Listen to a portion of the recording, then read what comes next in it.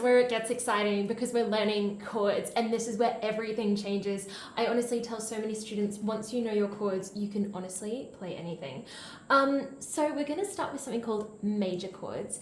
Major chords meaning they sound a little bit happier, a little bit brighter. Most times pop songs and music theatre songs, every song will have a combination of major and minor chords. So I'm going to start with major chords because they're happy, and I'm super happy that we've got to this part of the course because this is all the hard work's been done, all that foundational stuff has been done. You recognize your notes, you know what a tone and a semitone is. If that's feeling not super clear in your head, go back to lesson 2 because we're going to be using that idea of tones and semitones quite a lot in this lesson.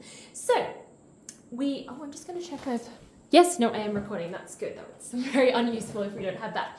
Okay, we're going to start as we always do at middle C because we're not going to have any pesky black notes in a C major chord. So a C major triad, triad meaning there's 3 notes in it, and it gives us this lovely full sound, and a lot of songs have a C major chord in it, so I feel like that's a good place to start. I'm going to give you a formula to build your chords from. So we recognize our notes now, so I want you to find again that middle C. So that is going to be our first note of this chord, and I'm going to use my thumb, or number 1, thumb is 1, to play that. So we've got C. Now we are going to use a bit of a formula to build our major chord above this, and I will edit in the formula so it's sitting in this video so you can keep looking back at it. So the next note is going to be 4 semitones above that C. So if we're counting C as 0, we're going to count up 1, 2, 3, 4. In this case, that's an E. So 4 semitones above C is an E. Well, let's add that to the mix. I'm going to use my 3rd finger. Ooh, nice and full. Great. Now, our last note of this C major chord is another 3 semitones above, or 7 semitones above that original note C, which is our tonic of this chord. So 1, 2, 3, in this case that's G. So let's add that to the mix. Wow, full beautiful sound of a major triad chord. So that is our C major chord. Let's just go over that formula while we're looking over the top of it. So we've got our C, which is our tonic, 4 semitones above, 1, 2, 3, 4. That's our E, and then another 3 semitones above that middle note. 1, 2, 3 is our G, or you could say that's 7 semitones from our tonic if we're looking at the formula. 1, 2, 3, 4, 5, 6, 7.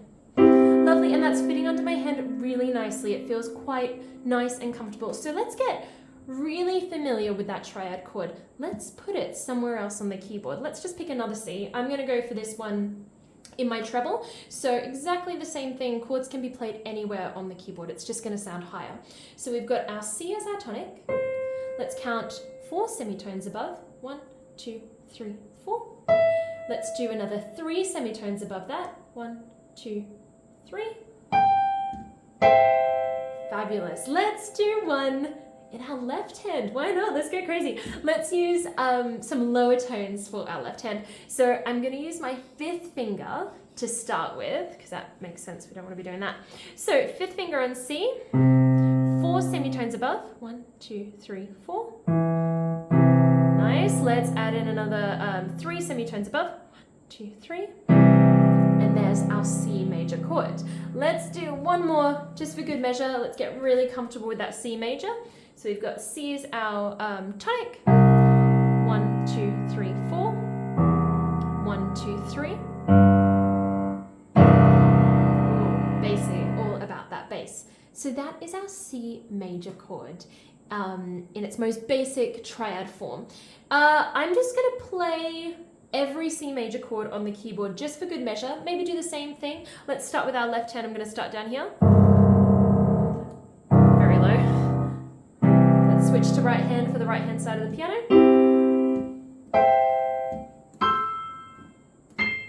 Fabulous. So that's all of our chords.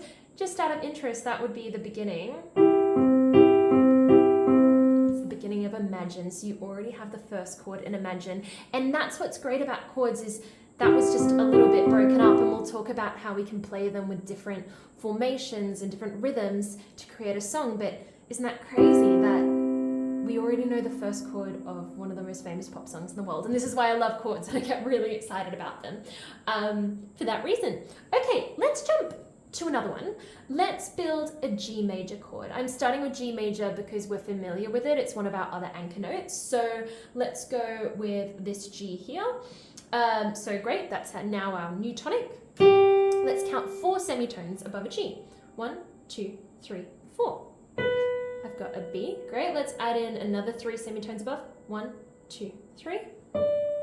All together. And there's our G major chord. And you can hear it's got that happy, buzzy sound. I'm going to play another one up an octave. So let's find the next G up. Again, familiarizing yourself with those anchor notes and that sort of photographic memory recall of the keyboard. So we've got our G. 1, 2, 3, 4. Another 3 above that. 1, 2, 3. Our D. G major chord. Let's do a couple in the bass. Remember with the bass, we're starting with our 5th finger, then our middle finger, then our thumb. So let's do a bassy one. Let's start with the G down here. 1, 2, 3, 4. 1, 2, 3. Fab. So that's our 2 anchor notes one. We're gonna do another one. We're gonna break down another one together. And I want to do a slightly trickier one because we're gonna start to bring in how the black notes work for other chords. And again, if we just stick to the formula, this is going to be nice and simple. Stick to the formula with your chords. So let's go to D. So right next to our middle C, we've got D in the middle there. Let's just count up as we did before. 1, 2, 3, 4. Wow, our first black note. Fabulous. It's a nice full sound. Sounds like a major chord. 1, 2, 3 above and A. Let's play them all together. Now, you might notice in the overhead view, my hand is ever so slightly more forward when I've got to catch a black note underneath it. So just slide your hand forward and it should feel nice and comfortable. Let's do another one that has a black note in the middle. Again, we're just following a formula. It's nothing crazy more difficult. It's just about maybe sliding your hand forward a little bit more because we need that black note under our hand. So let's start on E. 1, 2, 3, 4. It's a G sharp in this instance. Another 3 above. 1, 2, 3. There we go. So it's all just about a formula with major chords. Eventually these will become so familiar to you that you're not going to be sort of sitting there counting, and you will get really familiar with how they feel underneath your hand. So I'm now going to play every major chord that's available on our white keys, starting with C major.